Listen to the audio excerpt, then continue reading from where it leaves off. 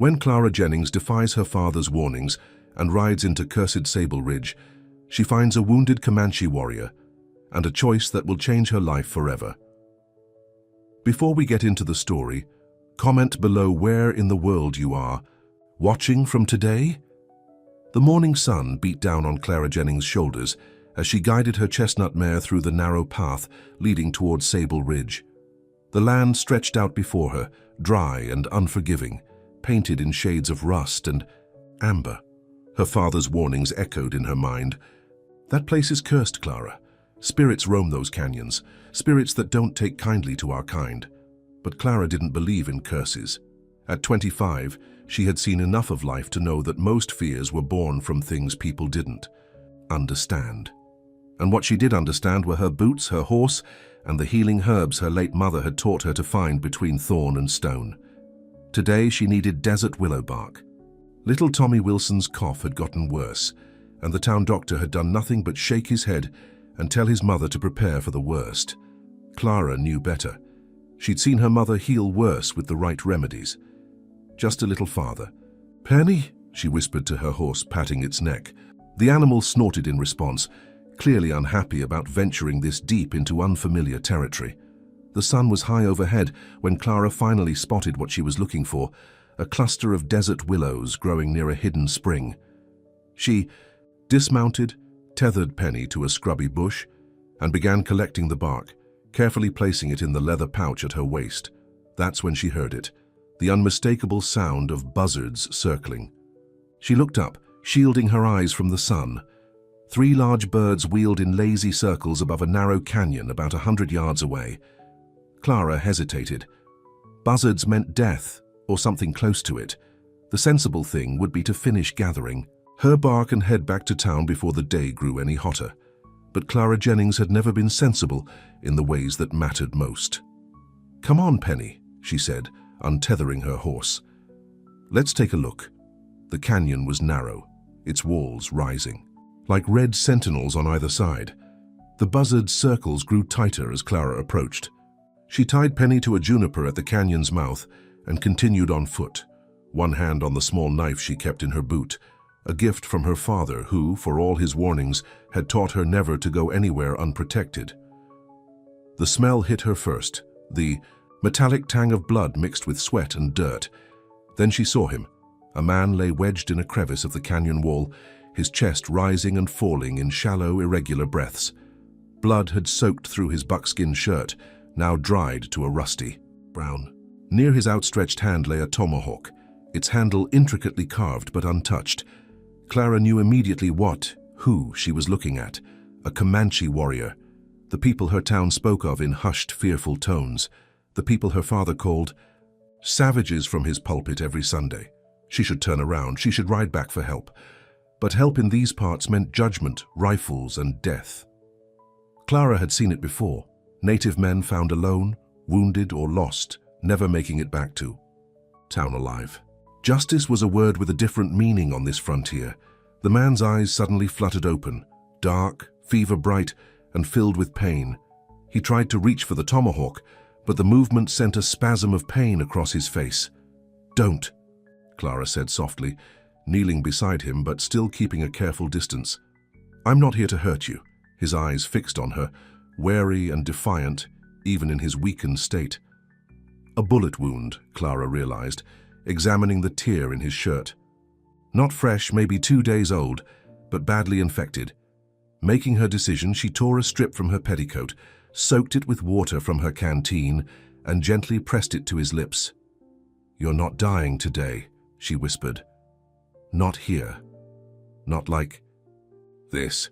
The man watched her, suspicion warring with desperate thirst. After a moment, he parted his lips and accepted the water. Clara worked quickly after that, cleaning the wound as best she could and creating a poultice from some of the herbs in her pouch. She tore more strips from her petticoat for bandages. "I'll come back tomorrow," she promised as she finished, "with more supplies. Can you hold on until then?" The man didn't answer, but something in his gaze told her he understood. As Clara rode back toward town, she tried to make sense of what she'd just done and what she was planning to do. Her father would call it treason. The town would call it worse. But all she could think about was the defiance in that man's eyes, a will to live that matched the fierceness of the land itself. The next morning, Clara woke before dawn. She moved quietly around the small house she shared with her father, careful not to wake him. She packed bread, dried meat, more bandages, and a small pot of her mother's healing salve that she'd made the night before. The town was still sleeping as she rode out, Penny's hooves muffled in the dirt. The only person awake was old Mr. Jenkins, sweeping the boardwalk in front of his store. "Early start, Miss Clara," he called. "Gathering herbs," she answered with a smile that felt stiff on her face. "Best done before the heat." It wasn't a complete lie, but as she rode toward Sable Ridge, Clara felt the weight of the partial truth. She had never been one for deception. Her mother had raised her to be honest, and her father had preached integrity from his pulpit for as long as she could remember. Yet, here she was, riding toward a wounded Comanche warrior with supplies hidden in her saddlebag, saying nothing to anyone who might stop her. The canyon looked different in the early morning light, less threatening, almost beautiful, with the sun painting the red walls gold. For a terrible moment, Clara feared she would find the man dead, the buzzards having returned to claim him. But he was alive. Sitting up, in fact, though he leaned heavily against the canyon wall. The tomahawk now rested across his lap, and his eyes tracked her approach with the wariness of a wounded animal. "I brought food," Clara said, keeping her voice gentle as she dismounted, "and clean bandages." The man didn't respond, but he didn't raise the tomahawk either. Clara took that as permission to approach. Up close, she could see him better now. He was young, not much older than her, perhaps 28 or so. His black hair hung past his shoulders, and despite the pain and fever, his face had a dignity that caught her breath. "I need to check your wound," she said, kneeling beside him. "Is that all right?" After a long moment, he gave a slight nod. Clara worked in silence, removing the old poultice and cleaning the wound again. It looked better, still angry and red, but the infection seemed to be retreating. She applied more of her mother's salve and wrapped it with fresh bandages.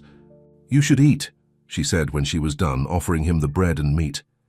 "You need strength to heal." He accepted the food with a nod that might have been gratitude. Clara sat back on her heels, suddenly unsure what to do next. She hadn't thought beyond finding him alive and tending his wound. "I'm Clara," she said finally. "Clara Jennings." The man chewed slowly, watching her. For a moment she thought he wouldn't answer.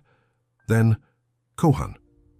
His voice was rough from disuse, but there was a depth to it that made Clara want to hear more.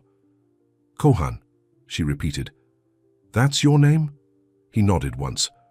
"What happened to you, Kohan? Who shot you?"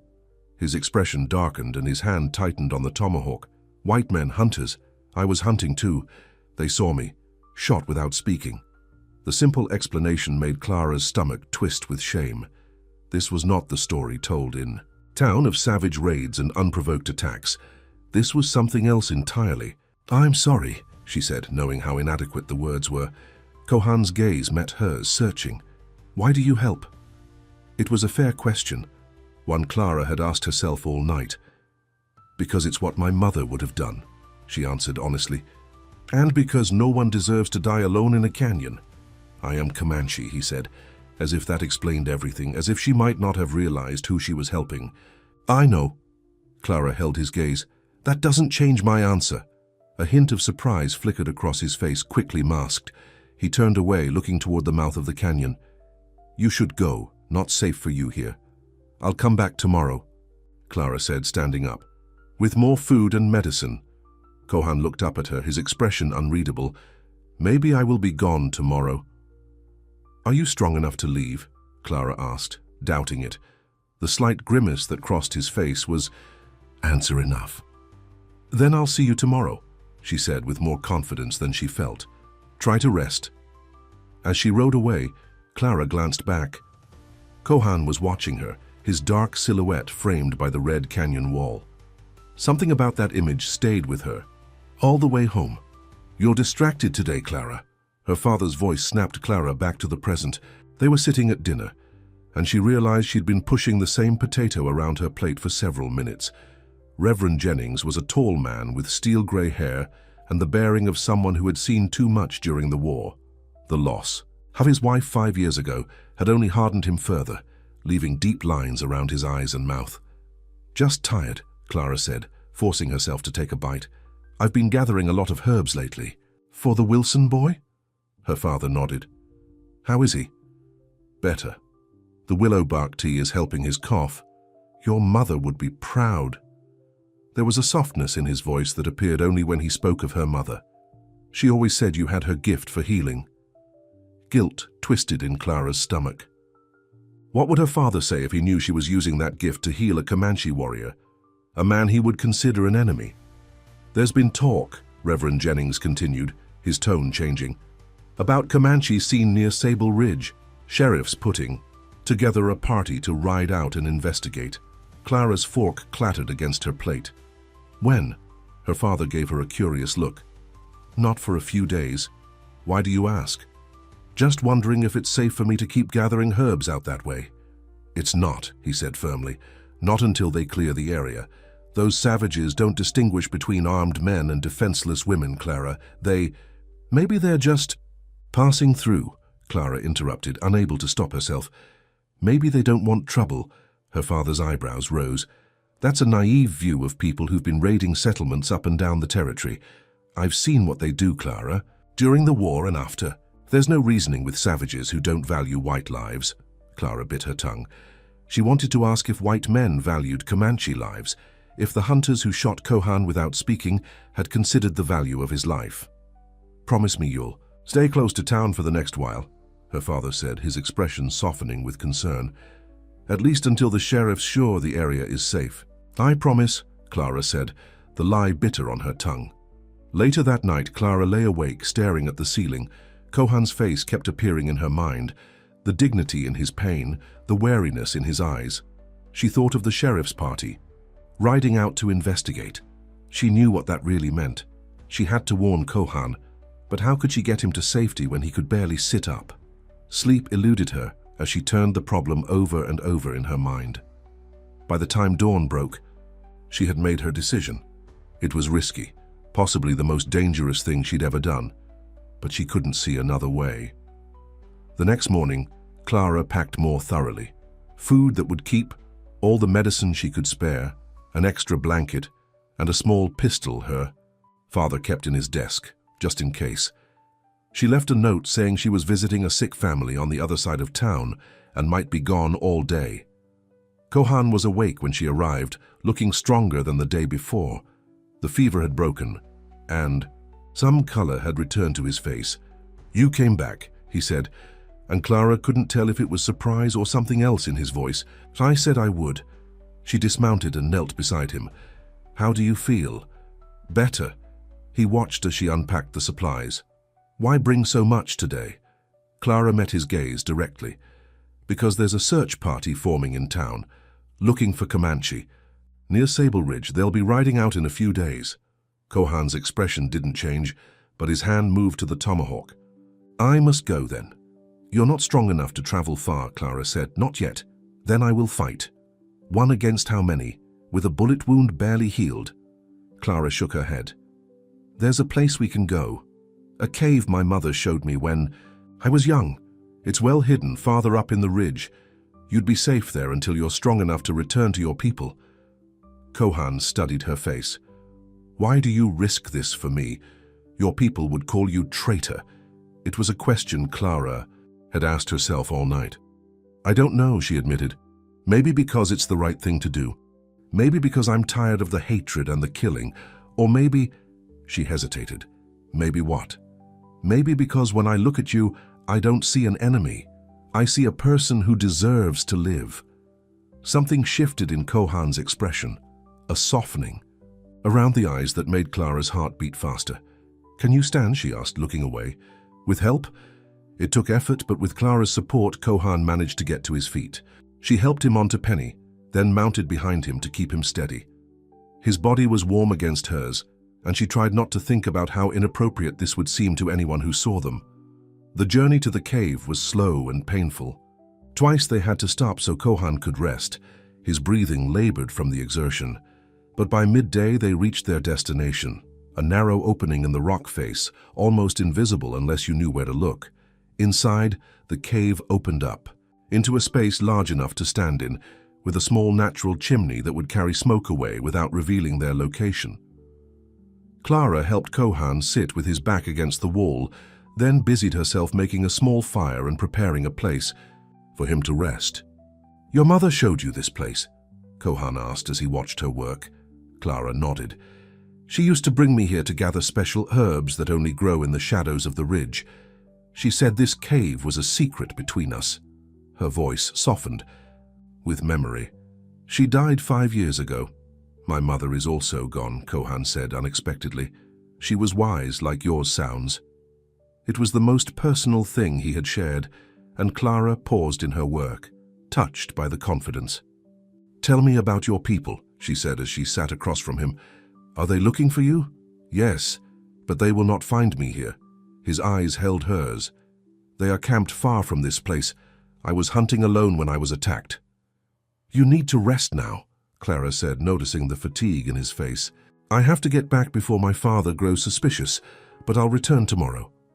As she stood to leave, Kohan reached out and caught her hand. His touch was warm and sent an unexpected shiver up her arm. "Clara Jennings, you risk much for a stranger." "You're not a stranger anymore, Kohan," she said softly. "You're someone I've decided to help. That makes you my responsibility." His hand tightened briefly on hers before letting go. "Be careful. The land has many eyes." Over the next few days, a pattern emerged. Clara would leave at dawn, making excuses to her father about helping various sick families. She would spend hours with Kohan in the cave, tending his wound, bringing food and gradually learning more about him. He was 28, a respected warrior among his people. He spoke English well, having learned from a captured trader who had eventually been released back to his own people. Kohan had a younger sister and had promised his dying mother he would protect her always, the promise he had mentioned when he said he wasn't ready to die. In turn, Clara told him about her life in town, her mother's teachings about healing, and her father's complicated nature, a man of God who preached love but harbored deep prejudices born from war experiences. "He wasn't always so hard," Clara explained one afternoon as she changed Kohan's bandages. "The war changed him. And then when my mother died, something inside him broke." "War changes all men," Kohan said. "My father was also different after fighting." The parallels between their lives surprised Clara. Each time she discovered another connection, another similarity, the distance between their worlds seemed to shrink. Kohan's strength was returning. He could now stand and walk short distances without help, though the wound still pained him. His fever was gone and color had fully returned to his face, revealing handsome features that Clara found herself studying when he wasn't looking. Town talk of the Comanche sighting had intensified. The sheriff's party had gone out once and found nothing, but they were planning another expedition soon. Clara lived in constant fear that they would somehow discover the cave. "You're getting lost in your thoughts again," her father remarked at breakfast. "And you're gone so often these days. Is everything all right, Clara?"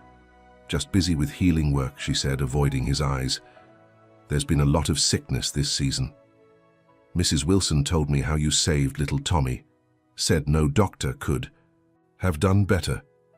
Pride warmed his voice. "But you look tired, daughter. You need to take care of yourself, too." His concern only deepened her guilt. For all his faults, her father loved her. What would it do to him if he discovered her deception? "I think I'll stay home today," Clara said impulsively. "You're right. I've been pushing myself too hard."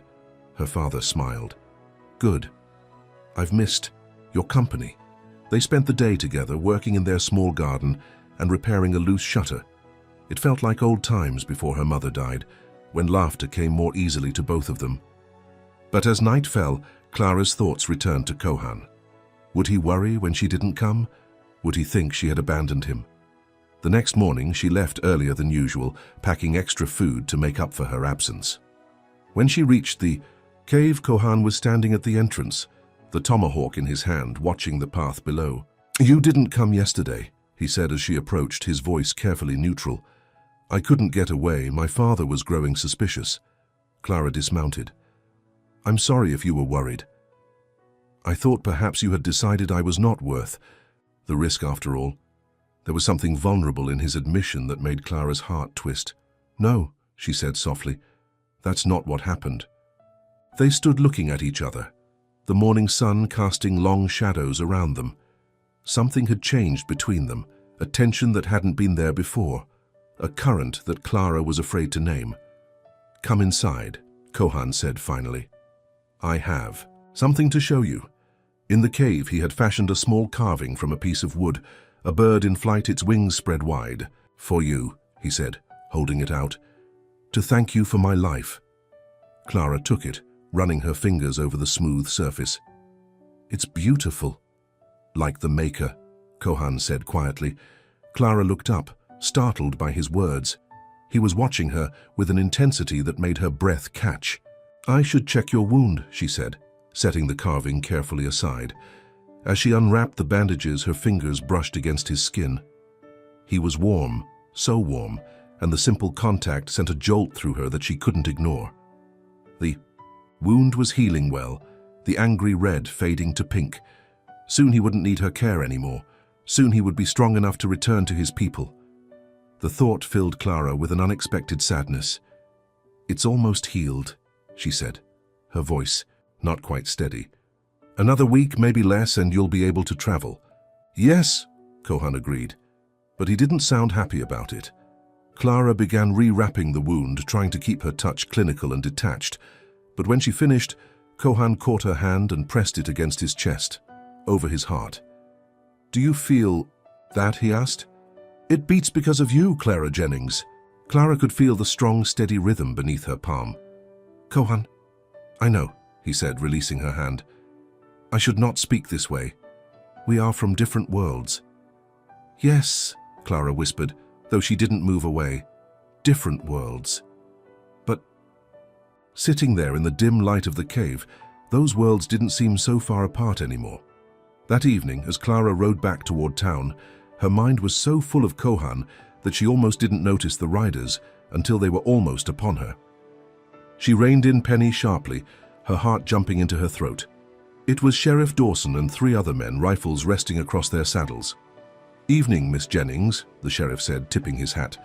You're a long way from town. I was gathering herbs, Clara said, gesturing to her saddlebag where, thankfully, she had placed some plants as a precaution.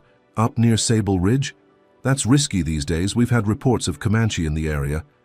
I didn't see anyone, Clara said, keeping her voice steady. Just plants and lizards. The sheriff studied her face. Your father knows you're out here. Alone? Of course, Clara lied. He trusts me to be careful. Well, we're heading back now. Why don't you ride with us? Safer that way. Clara had no choice but to agree. As they rode toward town, her mind raced. Had they been close to the cave? Had they seen something suspicious? Found tracks today, one of the men commented. Fresh ones heading up into the ridge. Clara's blood ran cold. What kind of tracks? Hard to tell. Could be Comanche. Could be just a lone traveler. But we'll find out tomorrow. Sheriff's got a bigger party going out at dawn. Tomorrow? So soon? Clara couldn't keep the alarm from her voice. Sheriff Dawson gave her a curious look. The sooner we clear the area, the safer for everyone, including young ladies who like to gather herbs. Alone? Clara forced a smile and said nothing more. Inside, she was panicking. She had to warn Kohan tonight, but how could she get away with the whole town on alert? As they rode into town, Clara saw her father standing on the steps of their house, his face tight with worry. When he spotted her with the sheriff's party, relief washed over his features. Clara, where have you been? I was about to organize a search. I'm sorry, father. I lost track of time while gathering herbs. The sheriff dismounted. Found her up near Sable Ridge, Reverend. Might want to keep her closer to home until we deal with this Comanche problem. I've told her the same, her father said, helping Clara down from her horse. Thank you for bringing her back safely, Sheriff. Inside, the house? Her father's relief gave way to anger. What were you thinking going all the way to Sable Ridge alone, after everything we've discussed about the dangers? I'm sorry, Clara said again. I needed specific herbs that only grow there. No herb is worth your life, Clara. His voice softened. I can't lose you too, not after your mother. The genuine fear in his eyes made Clara's deception even harder to bear. But all she could think about was Kohan, alone in the cave, unaware of the danger heading his way at dawn. I promise. I won't go back there, she said. Another lie to add to the growing pile. Her father hugged her tightly. Good. Now get some rest. You look exhausted. In her room, Clara paced back and forth, trying to formulate a plan. She had to get to Kohan tonight, but her father would be listening for any movement. The whole town would be on alert with tomorrow's search party preparing. As midnight approached, Clara made her decision. She changed into her darkest dress, packed a small bag with essentials, and wrote a short note. Father, by the time you read this, I will be gone. Please don't look for me. I'm safe, but I must do what I believe is right. I hope someday you'll understand that love matters more than the divisions we create. Your loving daughter, Clara. She left the note on her pillow, then slipped out her window and into the night. Getting Penny from the stable without being seen was the hardest part, but eventually she was mounted and riding hard towards Sable Ridge, the moon lighting her way. The night was cold, and the wind carried whispers of danger. But all Clara could think about was reaching Kohan before it was too late, before the sheriff's men found him. She didn't know what would happen next. She didn't know if what she felt for Kohan was love or something else entirely, but she knew she couldn't let him face this danger alone. The red walls of the canyon loomed ahead, silent sentinels in the moonlight. Clara pushed Penny faster, her heart pounding with fear and something else, something that felt strangely like hope. The moon hung low in the sky as Clara urged Penny toward the hidden cave. Her heart pounded with each hoofbeat, fear and determination, pushing her forward. The sheriff's search party would ride out at dawn. There wasn't much time. When she reached the base of the ridge, Clara dismounted and led Penny through the narrow path that wound up toward the cave. The night was eerily quiet, too quiet. Even the nocturnal creatures seemed to sense the danger approaching. Kohan? Clara called softly as she neared the cave entrance. Kohan, it's me. No answer. Panic fluttered in her chest as she moved closer. Had he already left? Had someone found him? The cave was dark, the fire long since died to embers. Clara fumbled with the matches in her pocket, her hands shaking as she lit a small lantern she'd brought. The warm glow revealed Kohan sitting against the far wall, the tomahawk in his hand, watching her with intense eyes. You came at night, he said, his voice low. Something is wrong. Clara rushed toward him, relief washing over her. The sheriff's men found tracks. They're coming at dawn, a large search party. We have to get you out of here. Kohan stood in one fluid motion, showing how much strength he'd regained. I will go. Return to your father. No, Clara said firmly. I'm not going back. What do you mean? Clara took a deep breath. I left a note for my father. I can't go back to town now, not after helping you. If they find out what I've done... The implications hung in the air between them. Aiding a Comanche would be seen as treason by many in town. At best, she would be ostracized. At worst, you gave up your home? For me? Kohan's voice held disbelief. I made my choice, Clara said simply. Now we need to make a plan. Where will you go? Kohan studied her face in the lantern light, something shifting in his expression. My people are camped near Eagle Creek, 3 days' ride north. I was separated during a hunt when I was attacked. Then that's where we'll go, Clara said with more confidence than she felt. We? Yes. You're still healing. I'm coming with you. At two. Least until I know you're safe with your people. Kohan looked as if he wanted to argue, but instead he nodded. We must leave now. Before first light. They worked quickly, gathering the few supplies Clara had brought over the days. She repacked her saddlebag, while Kohan used a branch to sweep away their tracks around the cave entrance. As they prepared to leave, Kohan paused, placing a hand on Clara's arm. Your father, he will search for you. Yes, Clara admitted, the thought sending a pang through her heart. But he won't know which way we've gone. Are you certain of this path? Once we ride out, there is no going back. Clara met his gaze steadily. I've never been more certain of anything. Something passed between them in that moment, an understanding deeper than words. Kohan reached out and touched her cheek, his fingers rough but gentle. Then we ride, Clara Jennings. The eastern sky was just beginning to lighten as they made their way through the twisted landscape of Sable Ridge. Kohan rode behind Clara on Penny, his arms around her waist to keep steady. The warmth of him against her back was both comforting and distracting. We need to find water, Clara said as the sun rose higher, and a place to rest during the hottest part of the day. There is a hidden spring 2 hours north, Kohan replied. I know these lands well. They rode in silence after that, both alert for any sign of the search party. Twice they had to divert their path when they spotted dust in the distance, adding precious hours to their journey. By midday the heat was unbearable. When they finally reached the spring, Kohan had mentioned, it was barely more than a trickle between rocks, shaded by a small outcropping. Clara helped Kohan dismount, noticing his grimace of pain. Let me check your wound.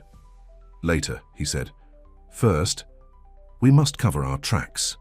While Kohan worked to hide any signs of their passage, Clara watered Penny and refilled their canteens. The reality of what she had done was finally sinking in.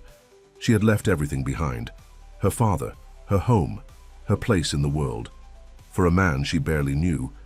Yet somehow, it didn't feel like a mistake. When Kohan returned, he sat heavily beside her in the shade, fatigue evident in his face. Now I will let you check the wound, he said with the hint of a smile. Clara unwrapped the bandages carefully. The ride had taken its toll. The wound was seeping blood again, though not severely. We should rest here until evening, she said as she applied more salve and fresh bandages. You need to regain your strength. Kohan nodded, leaning back against the rocks. Tell me about your mother, he said unexpectedly. You speak of her teachings, often. Clara smiled, remembering. She was beautiful, not in the way town ladies are beautiful with their fine dresses and careful manners. She was beautiful like the land, wild and strong and full of secrets. She paused, feeling the familiar ache of loss. She knew every plant that grew within a day's ride of town. She could tell which would heal and which would harm just by looking at them. She taught you these things? Yes. My father didn't approve at first. He wanted me to learn proper lady things, sewing and cooking and scripture. But my mother insisted. She said knowledge of the land's gifts was more valuable than any social grace. She was wise, Kohan said, like the medicine women of my people. What about your mother? Clara asked. You said she's gone. A shadow passed over Kohan's face. She died 3 winters ago. Sickness came to our camp, brought by traders. Many died. I'm sorry, Clara said softly, understanding his loss. Before she died, she made me promise to protect my sister, Naira. She is 16 summers now. His eyes held Clara's. That is why I could not die in that canyon. I made a promise. Clara reached out impulsively and took his hand. And you'll keep it. We'll find your people and you'll see your sister again. Kohan's fingers tightened around hers. Because of you, Clara Jennings. They sat like that for a long moment, hands linked, the shared understanding of loss and duty bridging the vast differences between their worlds. As the afternoon wore on, they took turns keeping watch while the other rested.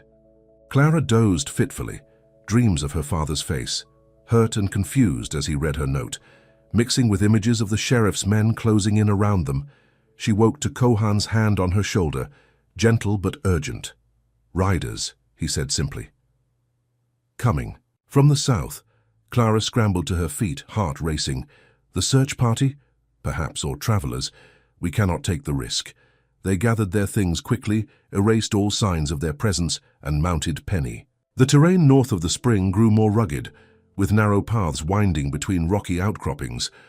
Kohan directed Clara confidently, clearly familiar with the hidden routes. How much farther to Eagle Creek? Clara asked as the sun began. 2 set. 2 days if we ride hard, Kohan replied. Longer if we must hide our trail. And your people, will they welcome me? It was a question that had been troubling her since they set out. Kohan was silent for a moment. Some will not. There is much hatred between our peoples, but you saved my life. That will count for something. It wasn't exactly reassuring, but it was honest. Clara appreciated that about Kohan. He never softened the truth to spare her feelings. As darkness fell, they found a sheltered spot between two large boulders to make camp. Clara gathered brush for a small fire, while Kohan fashioned a lean-to for protection. No fire, he said as she prepared to light the kindling. Too dangerous, it can be seen from far away. Clara nodded, setting aside the matches. The night would be cold without a fire, but safety had to come first. They ate a meager meal of jerky and dried fruit from Clara's supplies. Sitting close together, under the lean-to, their shoulders touching, Clara felt a strange sense of peace despite their precarious situation. "What will you do?" Kohan asked suddenly. "After we reach my people?" It was a question Clara had been avoiding. "I don't know," she admitted. "I can't go back to town." "You could stay," Kohan said quietly. "With my people. With me." Clara's heart skipped. Would that be possible? It would not be easy, but it has happened before. Women from your world, choosing ours. What happens to them? Kohan's eyes held hers in the darkness. They become Comanche, learn our ways. Some find happiness. And the others? Some cannot adjust. They long for their old lives. He paused. "But I think you are strong, like the land. I think you could belong. Belong." The word resonated within Clara. Had she ever truly belonged in town, with its rigid expectations and narrow views, with her mother gone and her father increasingly distant? "I would like to try," she whispered. Kohan reached out and brushed a strand of hair from her face, his touch sending shivers down her spine. "Then I will teach you our ways." The night grew colder as they talked, sharing stories of their childhoods, their hopes, their fears. Clara learned about Comanche traditions, about the importance of horses, about the spirits that watched over the land. Kohan listened intently as she told him about growing up as the preacher's daughter, about the weight of expectations, about her mother's quiet rebellion in teaching her the old ways of healing. When Clara shivered from the cold, Kohan hesitated only briefly before pulling her against him, wrapping his blanket around them both. "For warmth," he said, but his eyes said something more. Clara rested her head against his chest, listening to the steady beat of his heart. "For warmth," she agreed softly. Morning came with a rosy glow that belied the danger they still faced. Clara woke first, still nestled in Kohan's arms. For a moment, she simply watched him sleep. His face relaxed, younger somehow, the lines of weariness smoothed away. This man, this enemy she had been taught to fear, now felt more like home than the town she'd left behind. Kohan's eyes opened, immediately alert. He smiled when he saw her watching him. "You are real," he said. "I thought perhaps I had dreamed you." Clara felt her cheeks warm. Very real, and hungry. They shared the last of the food from Clara's saddlebag as they prepared to continue their journey. The land stretched out before them, wild and beautiful in the morning light. "We must be careful today," Kohan said as they mounted Penny. "This is hunting ground. We may encounter others, your people or mine." The morning passed uneventfully as they rode north, sticking to hidden paths and staying alert for any sign of pursuit. Clara's thoughts kept returning to her father. By now he would have found her note. Would he be angry? Heartbroken?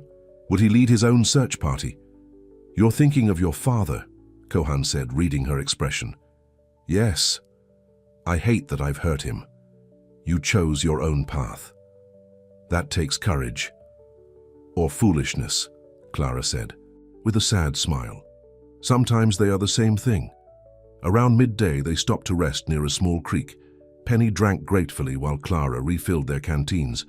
Kohan knelt beside her, washing the dust from his face. "I've been thinking," Clara said, "about what happens when we reach your people. What troubles you?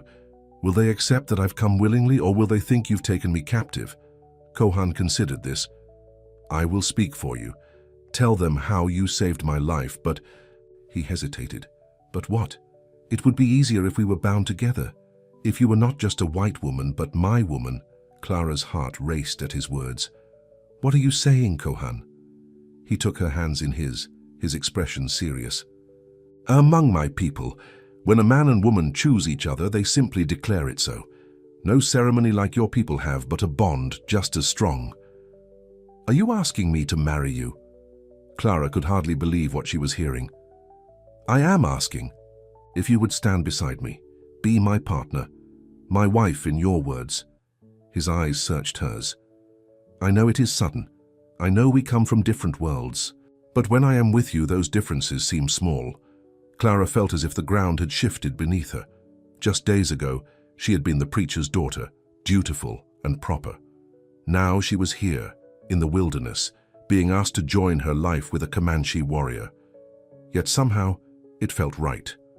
Yes, she said simply. I will stand beside you, Kohan. The joy that spread across his face made her heart swell. He reached for her, pulling her into an embrace that felt like coming home. When his lips found hers, gentle at first, then with growing passion, Clara knew with certainty that she had made the right choice. The moment was shattered by the sound of approaching horses. They broke apart, instantly alert. Kohan pushed Clara behind him, reaching for his tomahawk. How many? Clara whispered. 3, maybe 4, Kohan replied, scanning the ridge above them. We must hide. But it was too late. 4 riders appeared on the ridge, rifles raised. Clara's heart sank as she recognized the lead rider, Sheriff Dawson. Well, well, the sheriff called down. Look what we have here. The preacher's daughter and her savage. Clara stepped forward, placing herself between Kohan and the rifles. Don't call him that. The sheriff's eyes narrowed. Step aside, Miss Jennings. Your father's worried sick about you. Says you've been kidnapped.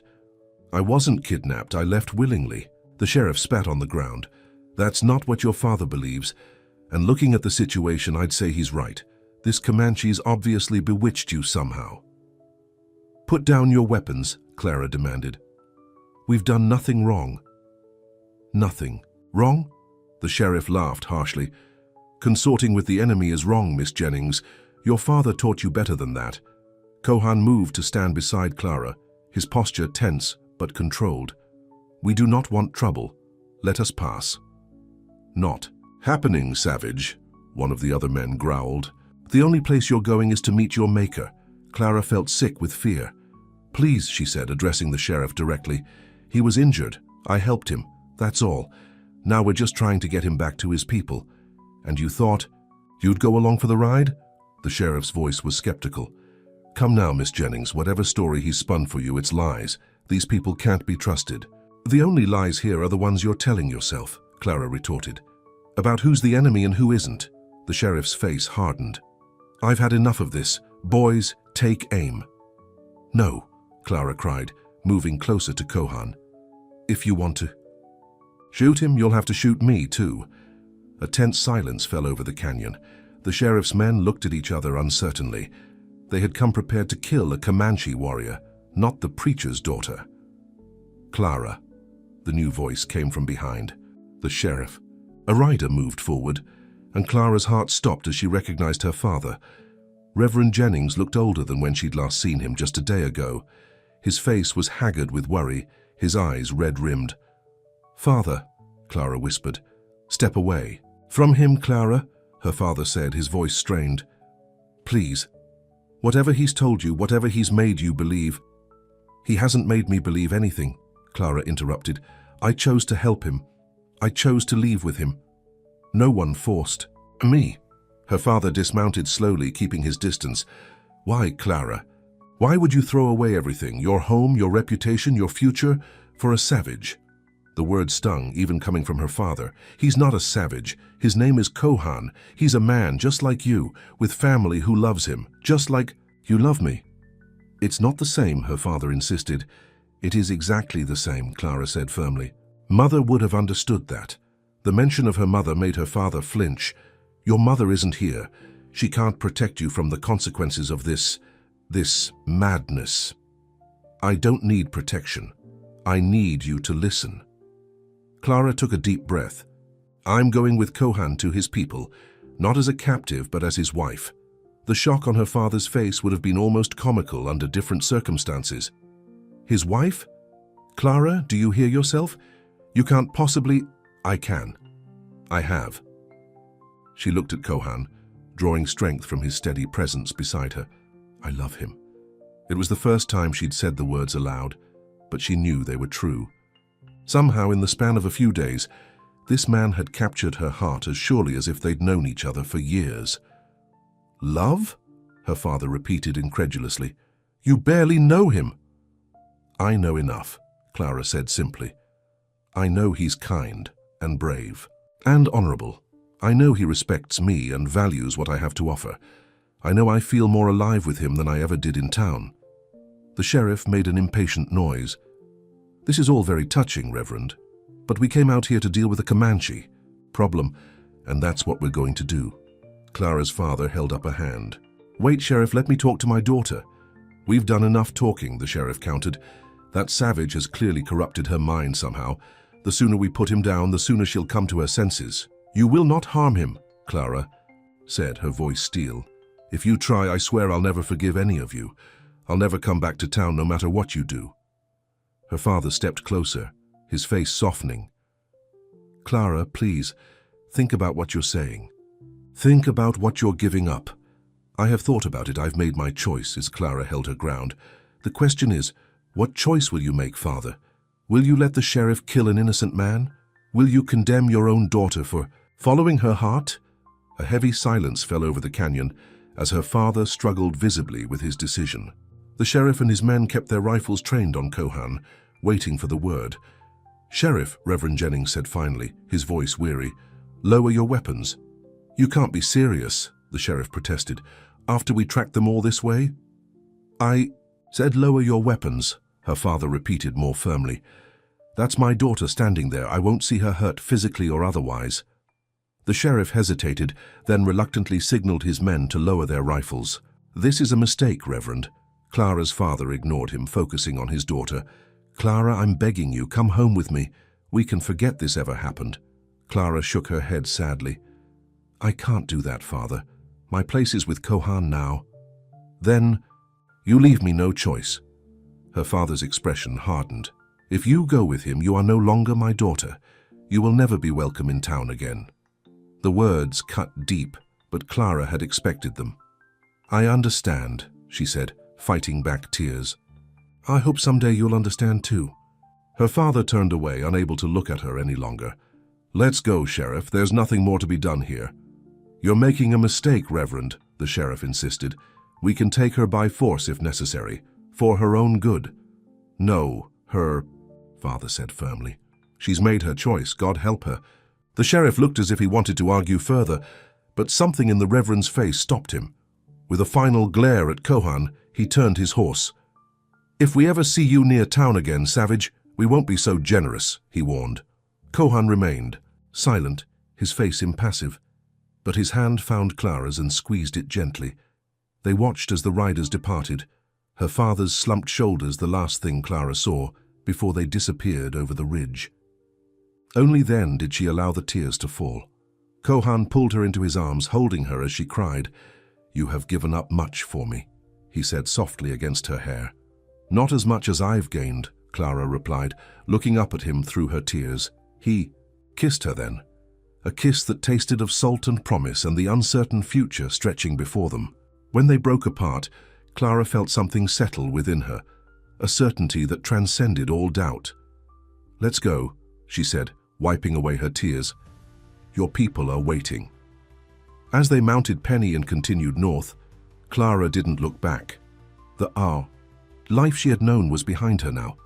Ahead lay a new world, a new family, a new beginning. With Kohan's arms around her waist and the wide sky above them, Clara felt a freedom she had never known before. Whatever challenges awaited them at Eagle Creek, they would face them together. The sun was setting as they crested a hill, painting the landscape in shades of gold and amber. In the distance, Clara could see the silver ribbon of a creek winding. Through the valley, Eagle Creek, Kohan confirmed, following her gaze. We will reach it by tomorrow. And then, he said, his voice warm against her ear, I take you home. Home. Clara smiled at the word, not the home she had left behind, but a new one they would build together, a home where the canyon hides the heart, but the heart finds its way nonetheless. Morning dawned clear and bright as Clara and Kohan continued their journey toward Eagle Creek. Clara's heart felt lighter, despite the painful confrontation with her father the day before. She had made her choice, and there was no turning back now. "How much farther?" she asked as they rode across a grassy plateau. "We will reach my people by midday," Kohan replied, his arms secure around her waist. "Are you afraid?" Clara considered the question. "Yes," she admitted, "but not enough to change my mind." Kohan's chest rumbled with soft laughter against her back. "You have the heart of a Comanche woman already." As the sun climbed higher, the landscape changed. The dry, rocky terrain gave way to more abundant vegetation. The creek that had been a distant silver line now flowed wide and clear before them. "Eagle Creek," Clara breathed. Kohan pointed to a stand of cottonwood trees in the distance. "My people are camped there, where the creek bends." Clara could see thin wisps of smoke rising above the trees. Her stomach tightened with nervous anticipation. What would Kohan's people think of her? Would they accept her or see her only as an enemy? "What should I do when we arrive?" she asked. "Are there customs I should know?" "Be yourself," Kohan said, simply. "My people value honesty above all. They will see your true heart." As they drew closer, a figure on horseback appeared from the trees, riding fast toward them. Kohan straightened behind Clara, alert but not alarmed. "It is Takoda, my cousin," he explained. "He recognizes me." The rider approached at full gallop, whooping with joy as he neared. He was younger than Kohan, perhaps 20, with the same proud bearing. He reined in his painted pony beside them, his face alight with happiness. "Kohan, we thought you were dead!" Takoda exclaimed. Then his eyes fell on Clara and his expression changed to wariness. "You bring a white woman." "This is Clara," Kohan said firmly. "She saved my life when I was wounded. She is to be my wife." Takoda's eyebrows shot up in surprise. He studied Clara with new interest, his dark eyes taking in her worn dress, her sunburned face, her determined expression. "The elders will have much to say about this," he said finally. "Let them speak," Kohan replied. "I have made my choice." Takoda nodded, then turned his horse. "Come, everyone will want to see that you live." They followed Takoda toward the camp, Clara's nervousness growing with each step. As they entered the clearing where the teepees stood in a large circle, people began to notice their arrival. Women stopped their work, children paused in their play, and men gathered to see who approached. A murmur spread through the camp as Kohan was recognized. Then, as they spotted Clara, the murmur turned to exclamations of surprise and suspicion. A young woman broke from the crowd, running toward them with tears streaming down her face.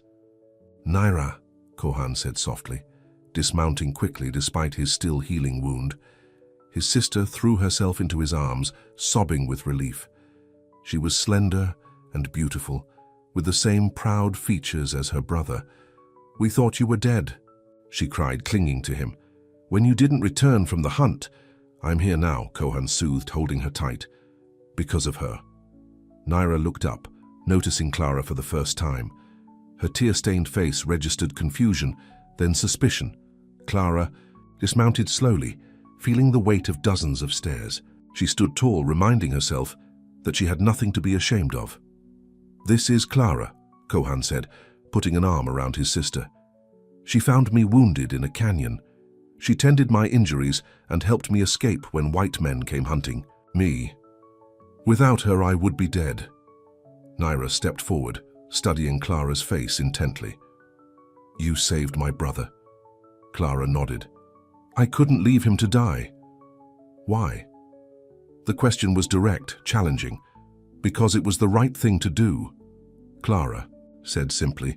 "And later because I came to care for him." An older man pushed through the crowd, his face lined with authority and wisdom. His long gray hair was braided with feathers, and he carried himself with the dignity of a leader. Chief Mahka, Kohan, greeted him respectfully. The chief looked at Kohan with relief, then at Clara with sharp assessment. "You bring a white woman into our camp, Kohan?" I bring the woman who saved my life, Kohan replied. The woman I choose as my wife. A collective gasp went through the gathering. The chief's eyes narrowed. This is a serious matter, he said. The council must speak on this. Until then, she is our guest. He turned to Clara. You are welcome here, woman who saved Kohan, but understand that your presence brings danger to our people. I understand, Clara replied, meeting his gaze steadily. I don't wish to bring harm to anyone. The chief nodded, seeming satisfied with her answer. Naira will show you where to rest. Tonight you will tell your story to the council. As the crowd dispersed, many still casting curious or suspicious glances at Clara, Naira stepped forward. Come, she said, her voice neutral. You must be tired. From your journey. Clara looked at Kohan, suddenly reluctant to be separated from him. Go with Naira, he encouraged. I must speak with the chief and the elders. I will find you later. Clara followed Naira through the camp, acutely aware of the stairs following her. Children peeked from behind their mothers' skirts, some bold enough to point or whisper. Women paused in their work to watch her pass, their expressions ranging from curiosity to open hostility. Naira led her to a small teepee at the edge of the camp. You can rest here, she said. No one will disturb you. As Clara ducked inside, Naira hesitated at the entrance. Did my brother truly choose you as his wife? She asked, her voice softer now, uncertain. Yes, Clara said, though I understand if your people find it difficult to accept. It is not just difficult, it is dangerous. Naira's dark eyes were troubled. The white men hate us. They will see this as theft, not choice. They already do, Clara admitted, explaining briefly about the confrontation with her father and the sheriff. I can never go back. Something shifted. In Naira's expression, a new understanding, perhaps even the beginning of respect. You gave up your world for him? I chose a new world, Clara corrected gently. One where I could be with Kohan. Naira considered this, then nodded slowly. Rest now. I will bring you water and food. Left alone, Clara sank down on the buffalo, robes that covered the floor of the teepee. Exhaustion washed over her, not just physical tiredness from the journey, but emotional weariness from all that had happened. She had left behind everything familiar, faced her father's rejection, and now found herself in a world where she was the outsider, the potential enemy. Yet beneath the uncertainty, a strange sense of rightness persisted. This was where she was, meant to be, however difficult the path ahead might prove. The council meeting took place as the sun set, casting long shadows across the camp. Clara sat beside Kohan in a large teepee where the elders had gathered, their faces solemn in the firelight. Chief Mahkar spoke first. Kohan, tell us what happened when you went hunting. Kohan recounted how he had been tracking deer when white. Hunters spotted him. Without warning or provocation, they had fired, hitting him in the chest. He had managed to escape into the canyon, but was too weak from blood loss to make it back to camp. I would have died there, he concluded, if Clara had not found me. The chief turned to Clara. And why did you help him, white woman? Your people and ours are enemies. Not all white people think that way, Clara said carefully. My mother taught me to value all life. When I found Kohan, I saw a wounded person who needed help, not an enemy. And later, an elder woman asked, when you chose to come with him? Clara's cheeks warmed, but she kept her voice steady. I grew to care for him, to love him. I couldn't return to my old life after that, even if I wanted to. The council members exchanged glances, some skeptical, others thoughtful. Her father is the preacher in the town beyond Sable Ridge, Kohan added. He has disowned her for choosing me. She has given up everything to be here. This revelation caused a stir among the elders. The preacher was known to them, a man who had spoken against the Comanche from his pulpit, who had called for their removal from the territory. Is this true? The chief asked Clara. Your father is Reverend Jennings, Clara nodded. Yes, he told me I was no longer his daughter when I refused to leave Kohan. A long silence followed, broken finally by an elder with a deeply lined face.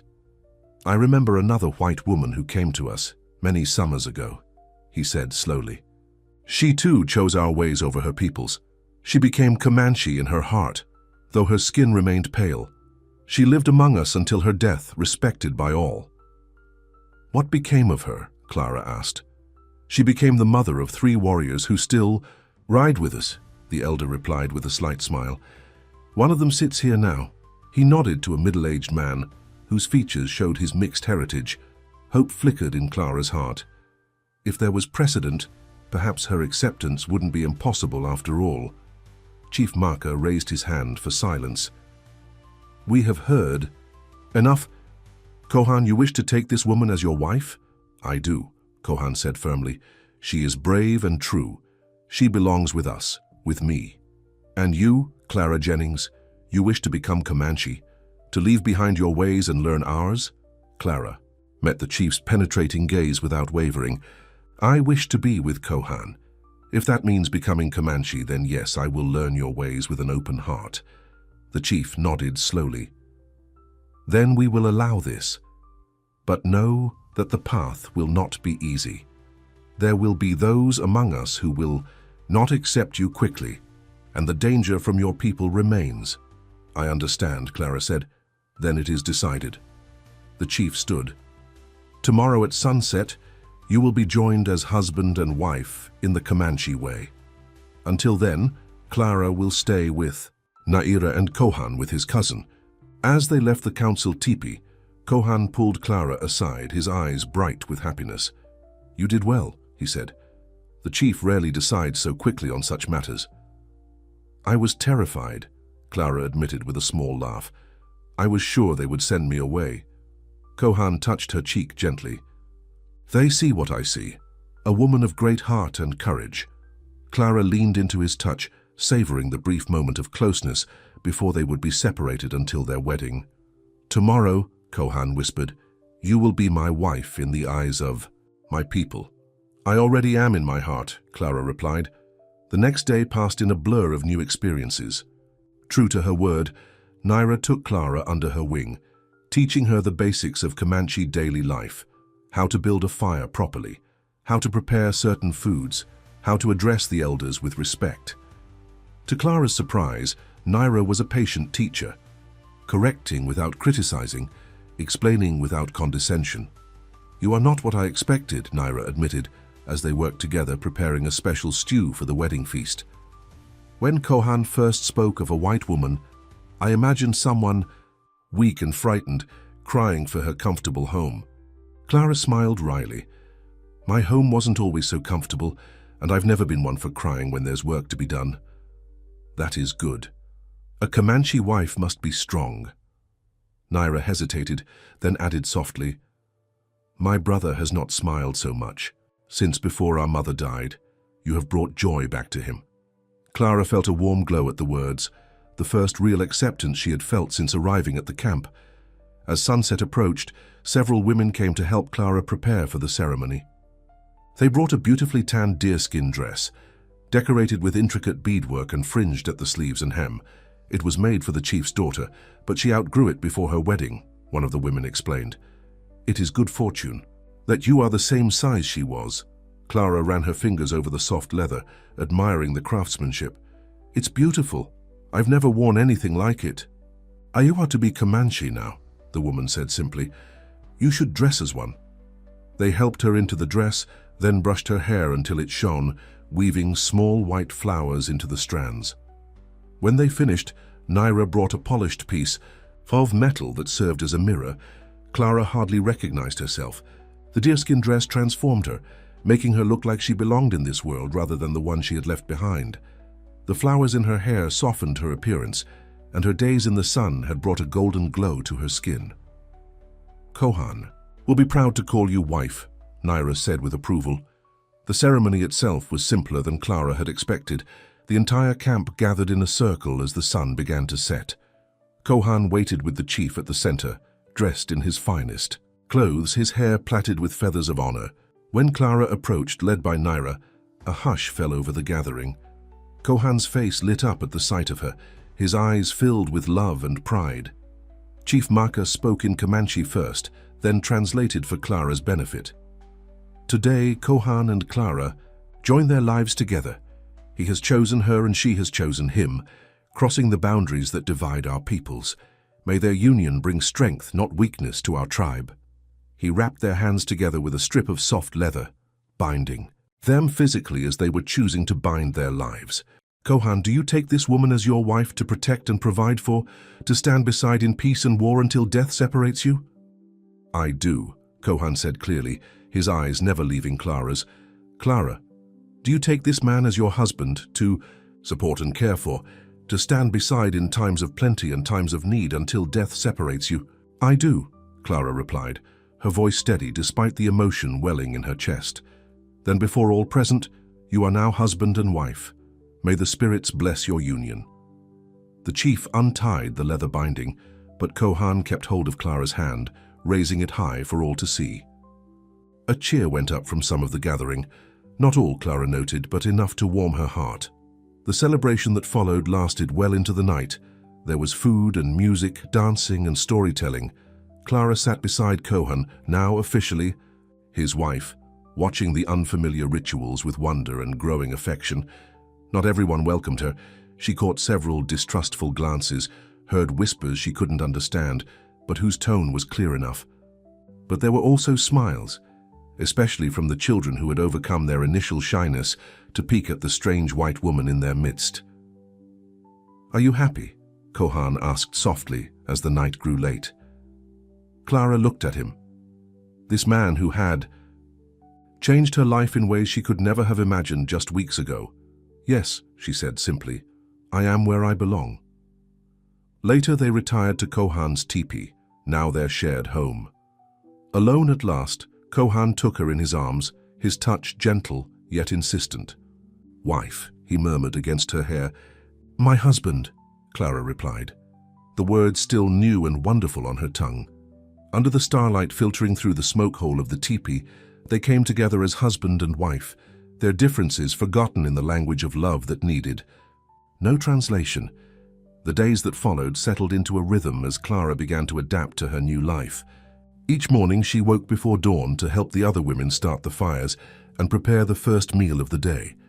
Under Naira's guidance, she learned to scrape and tan hides, to weave baskets from reeds gathered at the creek's edge, to identify which plants were good for eating and which for medicine.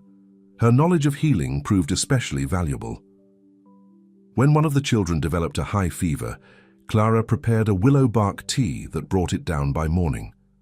When an elder complained of joint pain, she created a salve of herbs that eased his discomfort. Slowly her acceptance in the tribe grew. Not everyone welcomed her. A few of the older women and several of the warriors continued to regard her with suspicion, but enough people acknowledged her contributions that she began to feel less like an intruder.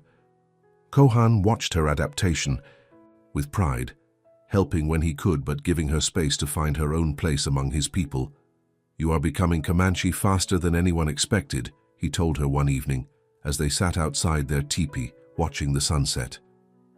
"I still have much to learn," Clara replied. "Naira laughed at me today when I couldn't get the knots right for the cradle board she's teaching me to make." "Naira laughs at everyone," Kohan said with a smile. "Even me. It means she considers you family now." Family.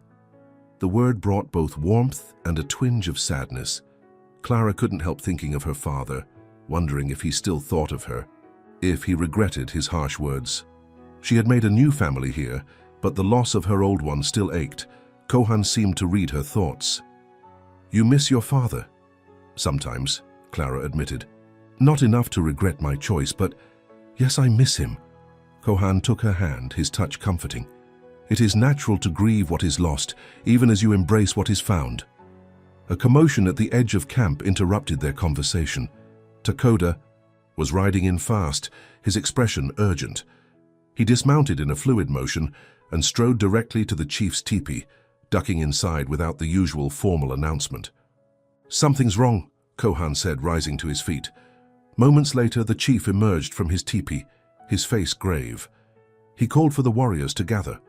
Kohan squeezed Clara's hand before joining the group of men forming around the chief. Clara waited anxiously, watching as the chief spoke to the gathered warriors, their expressions growing serious. When Kohan returned, His face was tight with concern.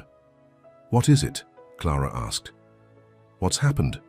"Riders coming from the direction of your town," Kohan said. "Many riders armed. Takoda spotted them while hunting." Clara's blood ran cold. The sheriff? Perhaps. Or soldiers. Kohan's jaw tightened. "The chief has called for us to prepare. To move camp. The women and children will leave at first light, traveling north to the summer grounds. The warriors will stay to watch the riders' intentions." "This is because of me," Clara whispered, guilt washing over her. "They've come for me, and now your whole tribe is in danger." "No," Kohan said firmly. "This land has seen conflict between our peoples long before you came. The riders may be looking for you, or they may simply be hunting Comanche, as they have done before." But Clara wasn't convinced. The timing was too coincidental. Her father or the sheriff must have gathered a larger force to come after them. "What can I do?" she asked. "Help Naira prepare for the journey. Pack only what is necessary." Kohan's eyes softened as he touched her cheek.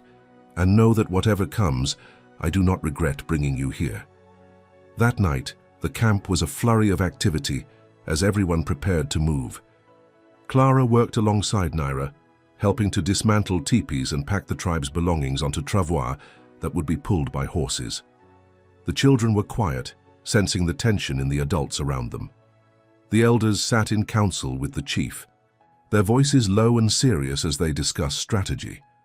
Clara couldn't shake the feeling that she had brought this danger to people who had begun to accept her, people who were becoming her new family. If anyone was hurt because of her, how could she live with that? As dawn approached, with the camp mostly packed and ready to move, Clara made her decision.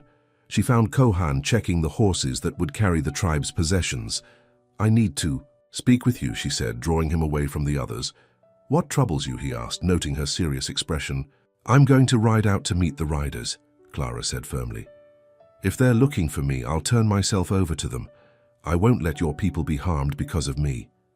"No." Kohan's response was immediate and absolute. "You are my wife now, a member of this tribe. We do not sacrifice one of our own. But if I can prevent bloodshed—" "You don't know that you can," Kohan interrupted. "If these men are looking for an excuse to attack Comanche, giving yourself up won't stop them. It will only mean you die for nothing." "I have to try," Clara insisted. "I can't just run and leave others to face danger I brought." Kohan gripped her shoulders, his eyes intense. "Listen to me, Clara. If you ride out there alone, you take away my choice to protect my wife. Would you do that to me?" "Put that way." Clara hesitated. "No, but—" "Then trust me," Kohan said. "Trust the wisdom of the chief and the council. We have faced threats before." Before Clara could respond, Takoda approached, his expression grim. "The riders have changed course," he reported. "They're heading directly for the camp. They'll be here by midday." Kohan's grip on Clara's shoulders tightened briefly before he released her. "Then we have no choice.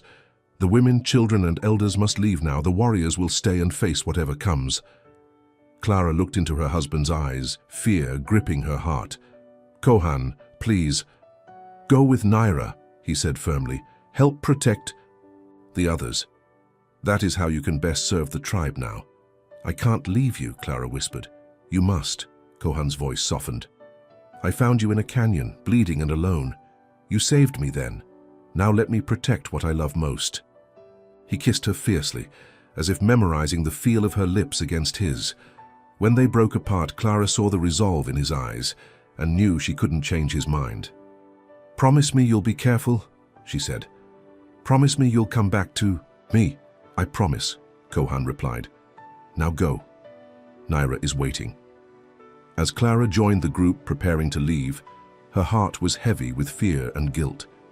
The sun was just beginning to rise over the eastern horizon, casting long shadows across the camp. Naira approached, leading 2 horses. "We must hurry," she said. "The chief wants us well away before the riders arrive." Clara mounted the horse Naira offered, taking one last look at Kohan as he stood with the other warriors, tall and proud in the morning light. He raised his hand in farewell, and she did the same, fighting back tears. As the women, children, and elders began their journey north, Clara rode beside Naira, her mind filled with terrible possibilities. What if this was the last time she saw Kohan? What if her decision to help a wounded man in a canyon led to bloodshed and death? The sun climbed higher as they traveled, and Clara's worry grew with each passing hour. Every time she looked back, she half expected to see riders pursuing them or smoke rising from the abandoned camp. "Stop looking back," Naira said gently.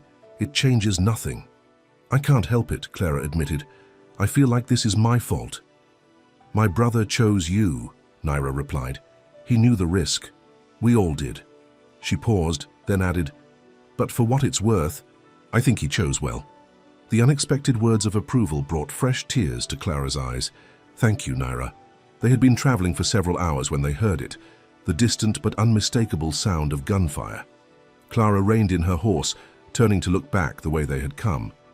Naira stopped beside her, her face tense. "It has begun." Clara's heart seemed to stop. Somewhere back there, Kohan was facing rifles and hatred, perhaps dying even as she rode to safety. "I have to go back," she said suddenly. "You can't," Naira protested.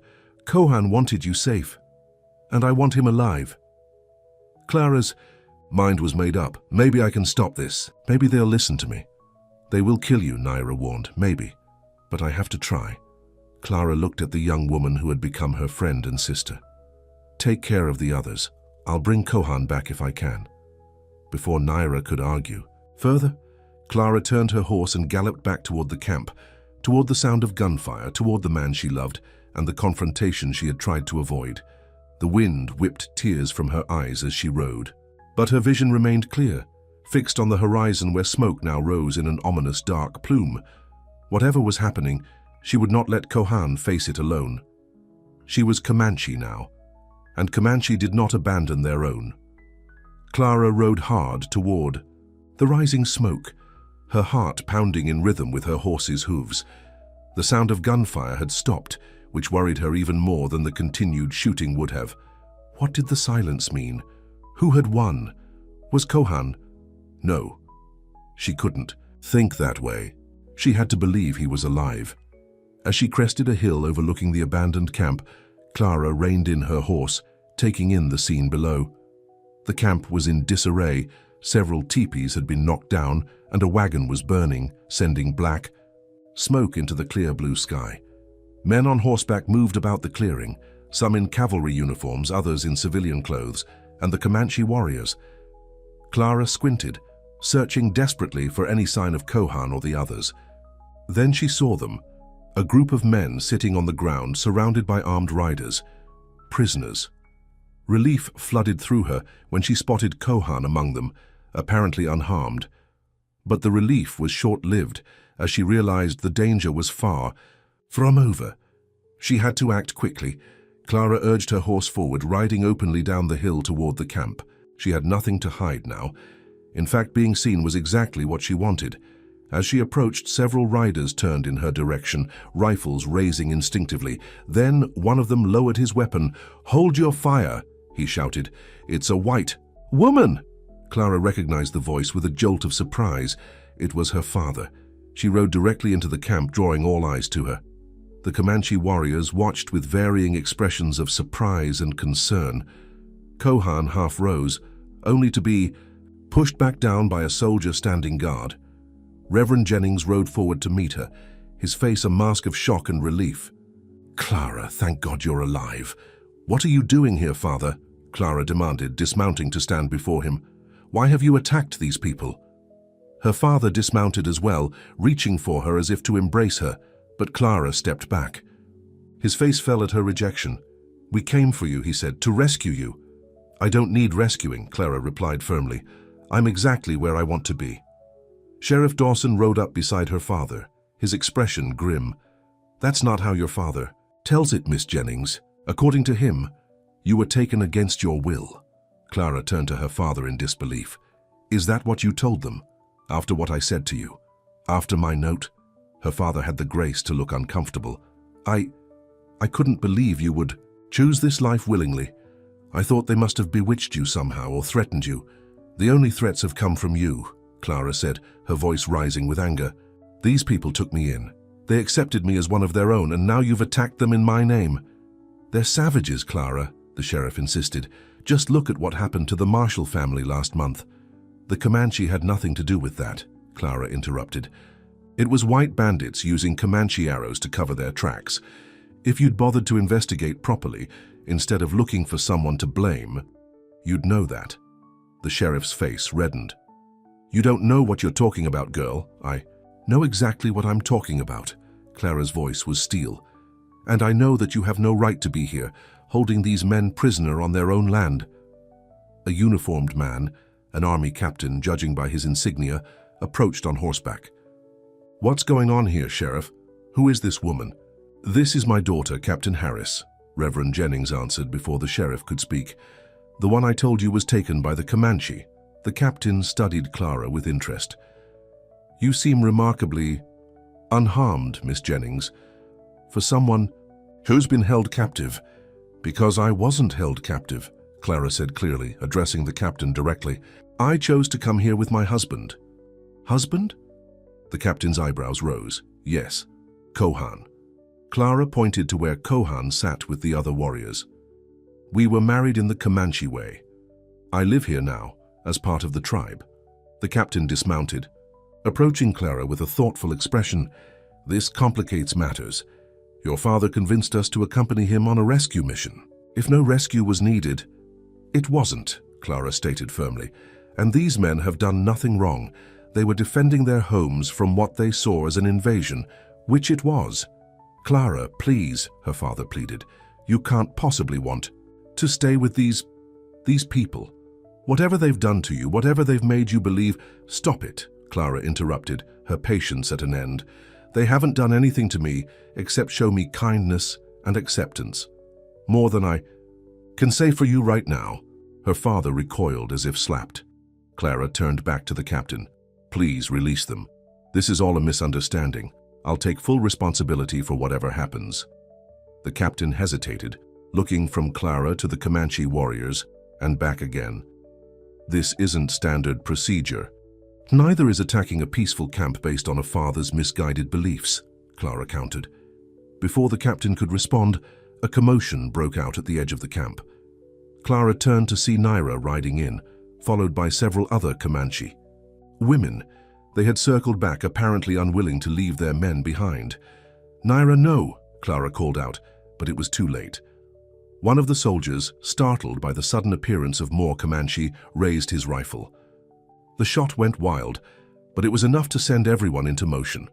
The Comanche warriors seized the moment of confusion to break free from their guards. Kohan knocked down the soldier nearest him and ran toward Clara. Another soldier aimed at Kohan's back. "No!" Clara screamed, throwing herself forward. Time seemed to slow. Clara saw the soldier's finger tighten on the trigger. She saw Kohan turn at her scream, his eyes widening as he realized what was happening. She saw her father lunge toward the soldier, trying to deflect his aim. The shot rang out, echoing across the camp. Clara felt a burning pain tear through her side. She stumbled, looking down in surprise at the spreading red stain on her deerskin dress. "Clara!" Kohan's voice seemed to come from far away as he caught her before she fell. The camp erupted into chaos. More shots were fired. People were shouting. Clara was only vaguely aware of it all as Kohan lowered her gently to the ground, his face contorted with fear and rage. "Stay with me," he commanded, pressing his hand against her wound to stop the bleeding. "Clara, look at me. Stay with me." Her father appeared beside them, his face ashen. "Clara! Oh God, Clara! Get a doctor!" Kohan shouted at him. "Now!" To Clara's surprise, her father nodded and ran off, calling for the army surgeon. The shooting had stopped. Through a haze of pain, Clara saw the captain ordering his men to stand down. Naira appeared, kneeling beside her brother, her hands already preparing a poultice from herbs she carried in a small pouch.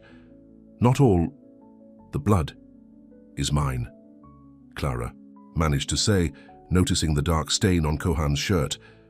"Don't talk," Kohan said, his voice tight with worry. "Save your strength." Clara tried to smile, though it came out as more of a grimace.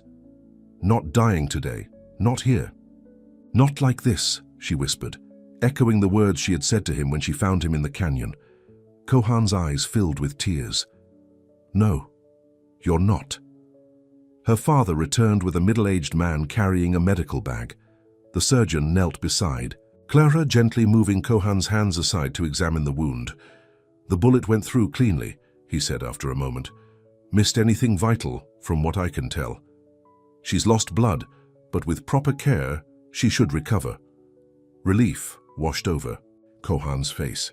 He looked up at the surgeon. "Thank you." The man seemed surprised at being thanked by a Comanche warrior, but nodded respectfully. "Let's get her somewhere comfortable where I can clean and bandage the wound properly." "My teepee is still standing," Naira offered, pointing to a structure at the edge of the camp that had escaped the attack. With Kohan on one side and her father on the other, Clara was carefully carried to Naira's teepee and laid on a bed of soft furs.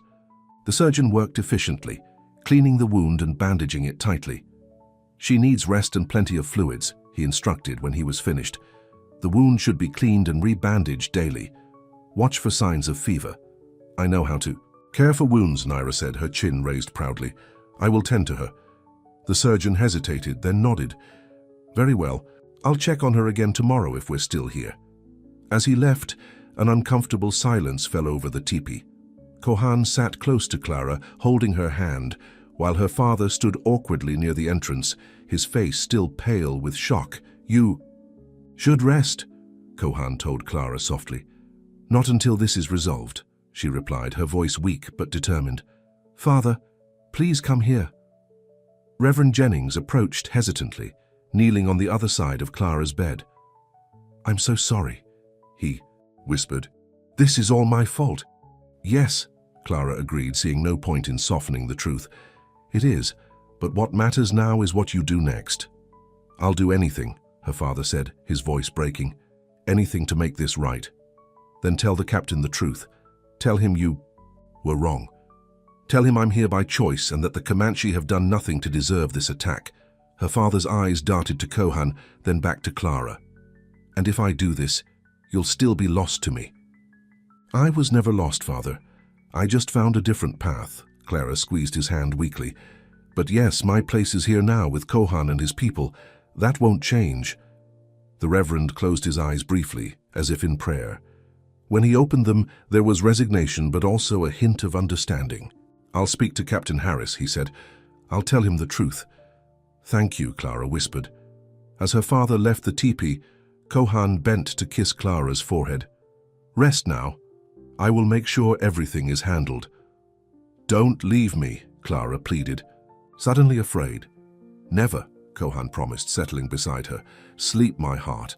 I will be here when you wake." The last thing Clara saw before drifting into an exhausted sleep was Kohan's face, watching over her with love and concern. Clara's recovery took time. The wound healed slowly but cleanly, thanks to Naira's skilled care and the surgeon's occasional visits. True to his word, her father had spoken to Captain Harris, explaining that there had been no kidnapping, no crime to justify the attack on the Comanche camp. The soldiers had withdrawn after a tense negotiation between the captain and Chief Marker. The sheriff had left reluctantly, clearly unhappy with the outcome but unable to argue with the army's decision. Her father, however, had stayed. To everyone's surprise, Reverend Jennings had asked permission to remain until Clara was well enough to travel. More surprising still, the chief had granted it, allowing him to camp at the edge of their temporary settlement. Each day, he would visit Clara, sitting awkwardly in Kohan's teepee, trying to bridge the gulf between them. At first, their conversations were strained, full of careful words and painful silences. But gradually, as Clara's strength returned, something began to shift. "I've been thinking," her father said one afternoon about 2 weeks after the shooting, "about what your mother would say if she could see us now." Clara, who was sitting up for the first time in days, looked at him curiously. "What do you think?"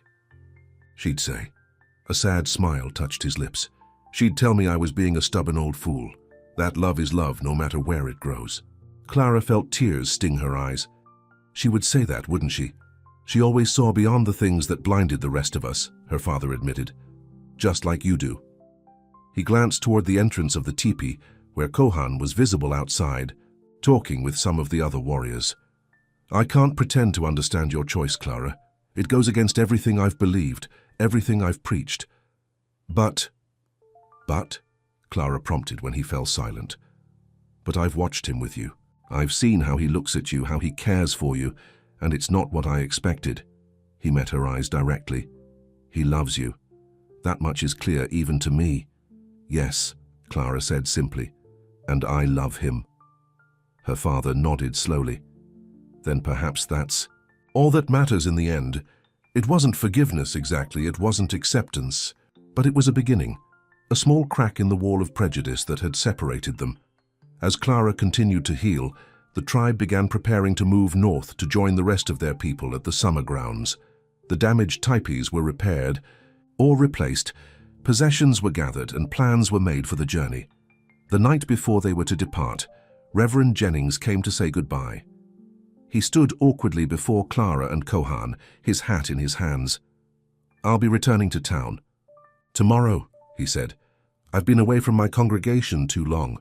Clara nodded, feeling a mixture of sadness and relief. "Thank you for staying until I was better. It was the least I could do." He hesitated, then reached into his pocket and pulled out a small Bible. "This was your mother's. I thought you might want to have it." Clara accepted the book, running her fingers over the worn leather cover. "Thank you. There's something else." Her father pulled out a folded piece of paper. "I've written to a friend who works with the Indian Agency. He's a good man, fair-minded. I've asked him to keep an eye on this region, to help prevent misunderstandings like the one that led to the attack." Clara exchanged a surprised glance with Kohan. "That's very thoughtful of you, Father." "It's not much," her father said with a shrug. "But perhaps it's a start." He turned to Kohan, extending his hand after a moment of hesitation. "Take care." "Of my daughter." Kohan clasped the offered hand firmly. "Always." It wasn't the reconciliation Clara had once dreamed of, but it was more than she had dared to hope for after everything that had happened. The next morning, Clara stood with Kohan at the edge of camp, watching her father ride away toward town. The rising sun cast long shadows across the land, turning the rocks and sparse vegetation to gold. "Are you sad to see him go?" Kohan asked, his arm around her waist, careful of her healing wound. "A little," Clara admitted, "but I've made my choice." She turned to face him, placing her hand on his chest, over his heart. "This is where I belong now." Kohan covered her hand with his own. "We will make a good life, Clara Jennings." "Clara," she corrected gently. "Just Clara now. I am Comanche, remember?" A smile spread across Kohan's face. "Just Clara then. My Clara." As they turned to join the tribe preparing for the journey north, Clara felt a sense of peace wash over her. The path ahead would not be easy. There would always be those who couldn't understand or accept their union, both among the white settlers and the Comanche. But they would face those challenges together. 3 months later, as summer gave way, Tafal Clara stood at the entrance of their teepee, watching the sunset paint the sky in shades of red and gold. The tribe had settled in a sheltered valley for the coming winter, far from the settlements and the conflicts that plagued the border regions. Her wound had healed completely, leaving only a scar to remind her of that terrible day. In the months since she had fully embraced her new life, learning the language and customs of the Comanche people, not everyone had accepted her, but enough had that she felt a sense of belonging she had never experienced in town.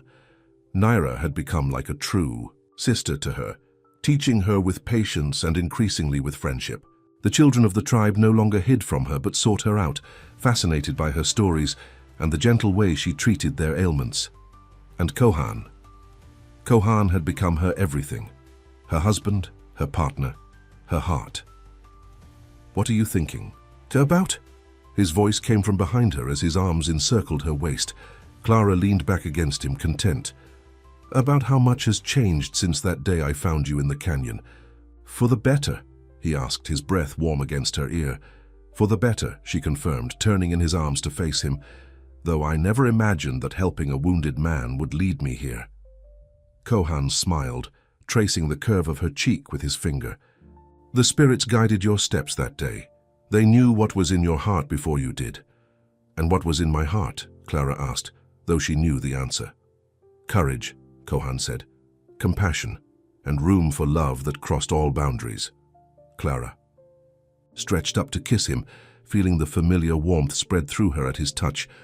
When they broke apart, she rested her head against his chest, listening to the steady beat of his heart.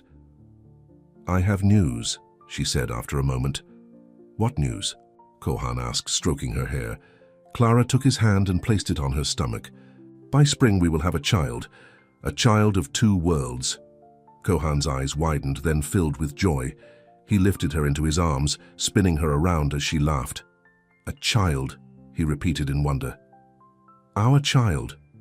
Setting her down gently, he pressed his forehead against hers, a gesture of deep intimacy among his people. I promised my mother I would protect my sister, he said softly.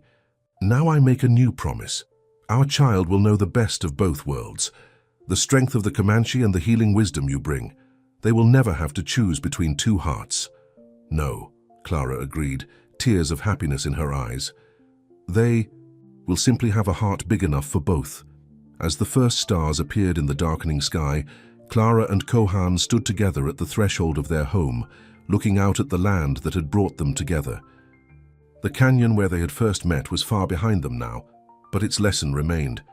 Sometimes the deepest truths are hidden in the most unlikely places, waiting to be discovered by those brave enough to look.